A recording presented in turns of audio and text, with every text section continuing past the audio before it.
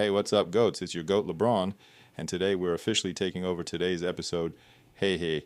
Anyways, in the mid 20th century, a massive migration quietly reshaped America's classrooms and workplaces. From 1942 through 1964, the U.S. and Mexico ran the Bracero program, a wartime labor agreement that brought over 4 million Mexican workers into American farms. Crazy, right? Not as crazy as I go? Taco Tuesday! Decades later, Mexican American communities in the Southwest ignited the Chicano movement, demanding civil rights in education and work. Together, these histories had lasting effects on both schooling and labor in the U.S.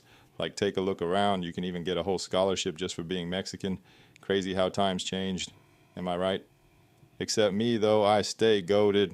All right, LeBron, we get it. You're the GOAT and I love you. Let me break it down for you. By the late 1960s, Mexican-American students were organizing for inclusion. I never thought humans could gather like this. In March 1968, about 20,000 Los Angeles high schoolers staged blowouts to protest underfunded schools and call for culturally relevant education. They issued demands for Mexican-American history classes, more Latino teachers, smaller classes, and bilingual instruction for students who needed it. Whoa, this is good now, right? These protests marked the first time urban youth led the Chicano movement, and they forced school officials to take notice. I wonder if Mark knows about this. In response, Congress passed the Bilingual Education Act in 1968, the first federal law recognizing the needs of English language learners. Over the 1970s, Latino communities also won affirmative action admissions and educational programs, opening college doors wider. As LeBron said before about the scholarships and whatnot, could be a great example for this. Hey, hey, hey, ha, ha, ha. Well, I've dealt with zombies, and now aliens. Weird. Anyways, Leon Kennedy here. Let's do this. At the same time, Chicano activists pushed academia to change from within. One scholar observes that a key outcome of the movement was the creation of Chicano and Puerto Rican studies and research centers on college campuses. In fact, San Francisco State University launched the nation's first ethnic studies department in 1969, teaching Chicano history, literature, and culture. That's what I'm talking about. Before 1970, Latinos had been underrepresented in higher education, but took advantage of greater access to higher education during the 1970s, streaming into community, colleges, state universities, and even Ivy League schools. Crazy, right? In short, the Chicano movement helped forge new academic fields, such as Chicano studies, and broadened college opportunities for Mexican-American youth. For example, take a look at our school and how it has many studies revolving around Chicano culture. Great, isn't it? Shut it, Leon. Chris Redfield is better than you, and you know it. Queso will have the honor of covering my boy. Chris Redfield on this glorious day. Without further ado, let's do this. On the labor front, the Bracero program rewrote the rules of migration. Originally intended as a temporary fix for wartime farm labor shortages, it actually created enduring connections between Mexico and the U.S. As one analyst notes, U.S. growers came to rely on cheap bracero labor and planted more labor-intensive crops, while Mexican workers became accustomed to higher U.S. wages. Whoa, I can't believe that happened. After 1964, even though the guest worker program ended, the networks remained. Some of the large-scale Mexico-U.S. migration in the 1980s, 1990s, and 2000s can be traced to the migration networks established during earlier Bracero programs. In other words, many Braceros and their families eventually settled permanently in the U.S., seeding future waves of immigration and growing the Mexican-American population. Chat, did I cook? Honestly, Case, I thought that was fire, but let's see what everyone else thinks. Tralalero, tralala, your boy LeBron is back again. He'll carry this episode back onto our feet, everyone. Let's do this. When the Bracero program was abruptly terminated and new immigration caps imposed in the mid-1960s, There was no legal outlet for these established flows. Historians note that with the program's end in 1965, there was simply no way to accommodate the institutionalized flows legally. The result was a surge of undocumented migration into U.S. farms and factories. At the same time, farm technology advanced and fewer workers were needed in the fields, so many Mexican-American families moved to cities. By the 1990s, Latinos made up a growing share of the U.S. workforce. For example, in 1992, they were 7.6% of all workers, mostly in low-paid factory construction service and other blue-collar jobs. In short, a once largely rural population was increasingly urban and industrial, reflecting broader economic shifts. I'm sure you students have seen those videos where the stay-at-home wife cooks lunch for their blue-collared husband, which I believe serves a great example. As always, ba-ba-ba-boom. Oh, and P.S. Stay loud and proud, my biggest fan, Kanishk. Hello, everyone. I was requested by my favorite fan, your best teacher, Jordan. I'll give it my best. Importantly, Chicano activism empowered farm and service workers too. In 1965, Cesar Chavez and Dolores Huerta founded the National Farm Workers Association, which became the United Farm Workers, UFW. Through strikes, marches, and boycotts, the UFW won union contracts for grape pickers and lettuce workers. In 1970, it achieved formal union recognition. This movement ushered in new labor laws. In 1975, California passed the Agricultural Labor Relations Act, a first-of-its-kind law granting farm workers the right to secret ballot union elections. Such victories resonated beyond the fields. Latino workers in packing plants, construction trades, and public service also organized for fair treatment, often forming their own unions and worker centers when mainstream unions wouldn't. These campaigns are a direct legacy of the Chicano-era push. They embedded Latino voices and needs into America's labor movement. Jordan, thank you for supporting me. And kids, remember to turn in your assignments on time. I am the Henrik Zuderberg from 9 years ago. That's right, I, a retired hockey player in this timeline, have somehow managed to time travel. Anyways, Pavel mentioned this to me, and I decided I could miss the opportunity to help you out. Today's classrooms and workplaces still bear these marks.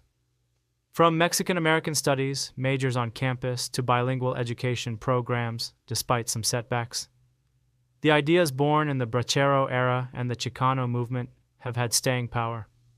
Workers of Latino heritage are far more visible in unions and politics than in the 1940s or 50s. As one educator put it, the East LA students of 1968 kicked the doors open, forcing society to recognize their rights. Decades on, we see that by demanding inclusive curricula and organizing in the labor force, these activists helped reiterate and remake the world in which they live. Their legacy is a more inclusive education system and a labor movement that reflects the diversity of the American workforce. From the bottom of our hearts, Thank you for listening. All right, even though I don't think humans are worth it, here I am. Noland, interviewing humans about Chicanos? Wow. So how did the Chicano movement reshape public education for Mexican-American students? The Chicano movement reshaped public education for Mexican-American students by providing facilities and funding for present-day Mexican-American students. For example, nowadays Mexican-American students are provided with scholarships and grants that provide them the appropriate funding in order to study in American society today. Okay, amazing answer, Shijay. What impact did the 1968 student walkouts have on how schools teach Chicano or Latino history today, Georgina? The 1968 student walkouts, also known as the East LA walkouts or blowouts, had a significant impact on the school addressed Chicano and Latino history in the United States. Many impacts were increasing awareness of educational inequalities. The walkouts drew attention to discrimination and the standard education that Mexican-American students faced in public schools, such as overcrowded classrooms and lack of bilingual education For a while there, only Spanish students could stay together and only English students could stay together, making segregation happen. Also, curriculum and reform in ethnic studies. One major demand was like a student inclusion of like the Chicano history and culture curriculum. He also helped like spark the Chicano student studies movement and leading to like the development of like Chicano studies department and ethnic studies courses. Also, the bilingual and bicultural education influenced more, and the American school system who would only show like the United States history other than like globally. All right, Georgina. I see you breaking it down, so CJ. In what ways, shape, or form did the movement challenge systematic racism in school policies or curriculum? Systematic racism in school policies and curriculum were challenged through important leaders and their philosophies such as Cesar Chavez and Dolores Huerta. For example, Cesar Chavez was a strict advocate for nonviolent policies, and he also used the method of boycotting to challenge systematic racism, as well as worked for rights for farmers. And Dolores Huerta also strictly believed in nonviolent approaches, and the both of them used these approaches to stem their movement to challenge these issues in school policies. W answer CJ, as always. All right, Georgina. How did the movement influence job opportunities or access to higher education for future generations of these short human lives? Today, legacies of the walkouts is reflected in ongoing efforts to include ethnic studies in the school curriculum.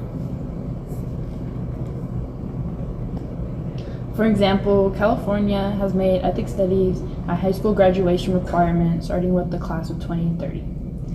Textbooks and teaching materials increasingly incorporate Latino contributes to U.S. history.